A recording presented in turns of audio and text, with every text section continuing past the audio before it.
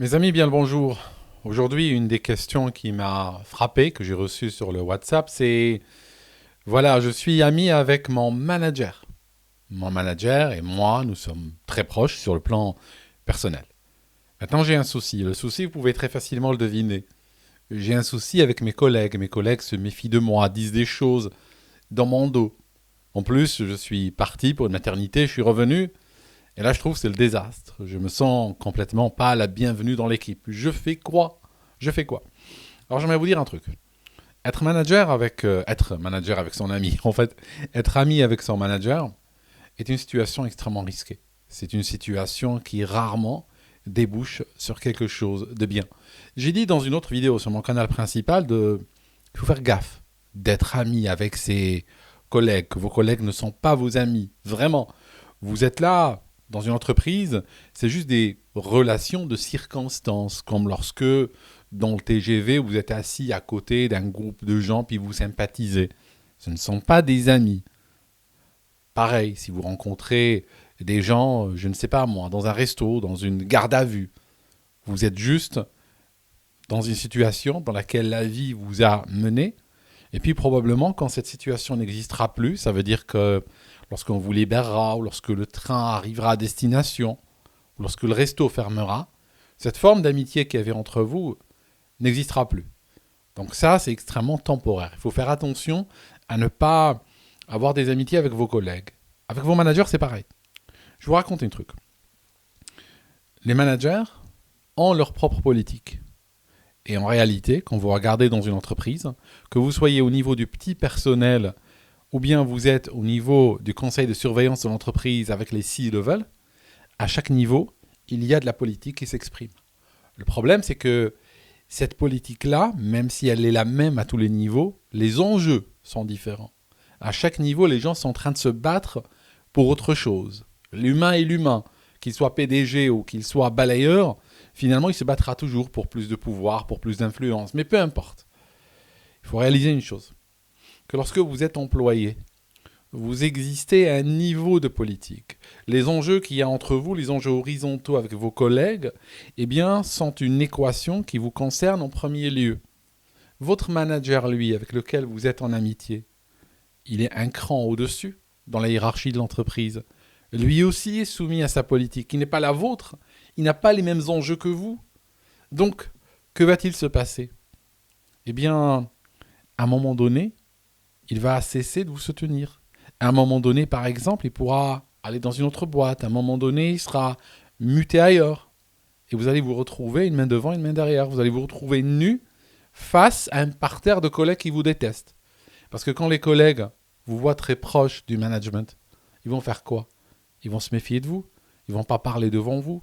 Chaque fois qu'il y a une information qui sort, qui circule dans le management, on vous accusera vous, que ce soit à tort ou à raison. Les apparences sont contre vous, de toute manière. C'est elle, c'est lui.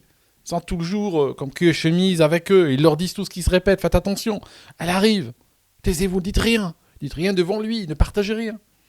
Et après, ça va être très difficile pour vous de faire votre travail dans un contexte où tout le monde vous déteste. Je vous donne un exemple très simple. J'étais une fois ami avec un collègue, ce qu'il ne faut jamais faire.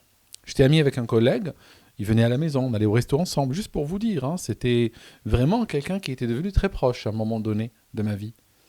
Il a été promu, on travaillait dans la même boîte. Il a été promu et il est devenu soudainement mon N plus 1.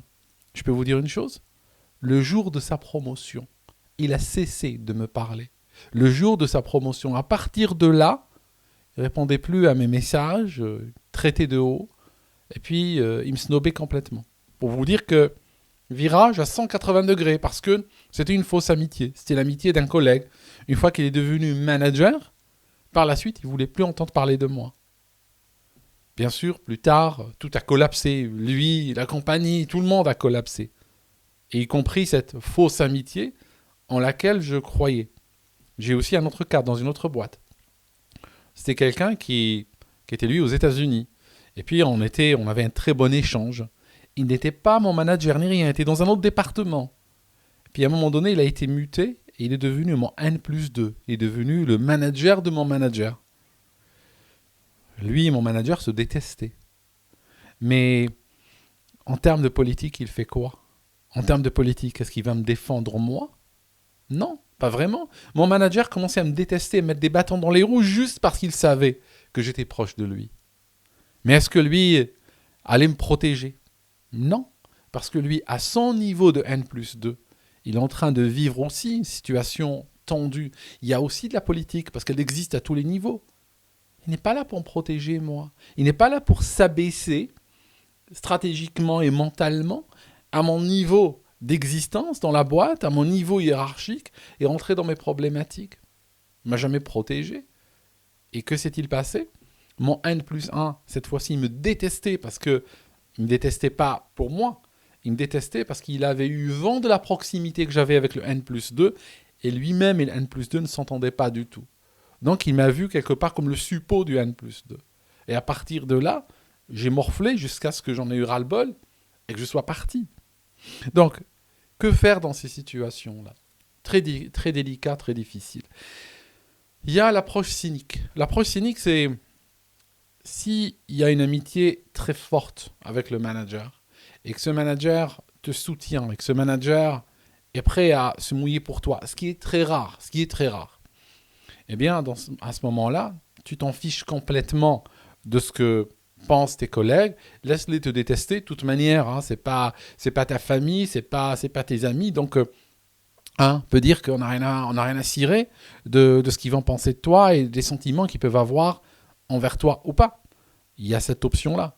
Mais dans ce cas-là, il va falloir qu'en retour, ce manager fasse quelque chose pour toi. Donc il te couvre, il te protège et dans l'idéal, te fasse monter dans l'échelle, ce qui arrive très rarement de cette manière-là, pour ne rien vous cacher. Il faut se méfier des amitiés de managers, parce que on sait que très souvent, les promotions et autres sont distribuées, pas nécessairement au mérite, mais sont distribuées selon des relations personnelles. Mais ces relations personnelles, je ne suis pas en train de parler d'amitié. Je suis en train de parler d'autre chose. Je suis en train de parler, par exemple, de relations d'intérêt. C'est dans son intérêt de faire monter telle personne. C'est des décisions prises pour des raisons stratégiques, des décisions prises pour des raisons de politique interne, mais pas nécessairement sur une base uniquement d'amitié. Ah, cette personne, c'est une amie ou un ami, je l'aime bien, je vais le faire monter. Ça ne marche pas comme ça. L'autre option, si la toxicité a atteint un niveau tel que c'est irrécupérable, il faut bouger, soit latéralement dans la même compagnie. Ça veut dire aller dans un autre département. Mais le problème, c'est que si tu restes dans la même compagnie, ces histoires vont te suivre. Tu risques de te retrouver dans un autre parterre, dans un autre groupe, dans une autre équipe. Mais dans les 2 jours, ta réputation va venir. Les gens vont se rencontrer, ils vont parler. Ah oui, tu sais, il ou elle, proche du management, raconte tout, répète tout. Il faut s'en méfier. Et tu vas te retrouver dans la même situation qu'avant, mais peut-être avec moins l'amitié du manager. Ou bien quitter l'entreprise. Il faut considérer ça aussi des fois. Des fois, quand on a atteint un certain niveau de toxicité, puis que les choses sont trop pourries, parfois, la seule option, malheureusement, c'est de quitter l'entreprise et puis aller ailleurs. Voilà ma réponse à cette question. Et puis, merci à tous ceux qui m'écrivent. S'il vous plaît, écrivez-moi sur WhatsApp.